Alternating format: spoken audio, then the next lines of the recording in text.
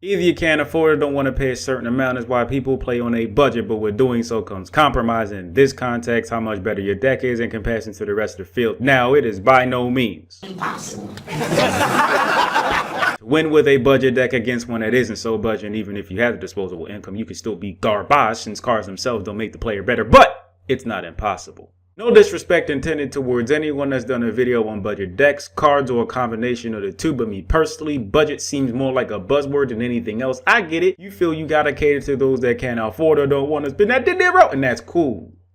Do your thing. But it kind of feels like you're trying to convince them the deck will be the same without those cards, when we all know that's not true. May not be intentional, I understand, but at the same time, I put nothing past any of you motherfuckers. Master Plan being a spellcast completely slipped my mind when I reviewed Magician Souls, because I was looking at it in the vacuum. Dark Magician, I know I ain't the only one. So when I saw Master Plan and Rescue get dumped by Magician Souls one time, there would be no way. No way.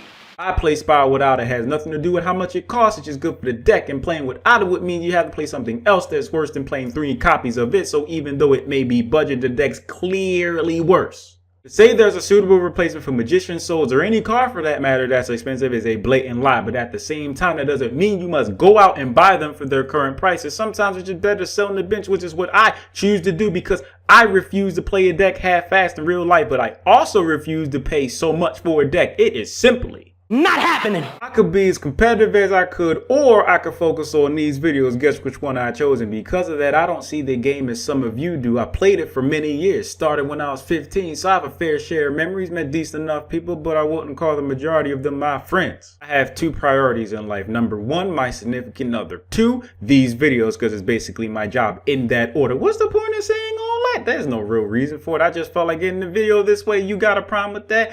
Didn't think so. And with that being said, thanks for watching. My Patreon's in the description if you would like to help me. And you feel just a little bit generous, Discord server links there too. Thank you very much. I appreciate you a lot.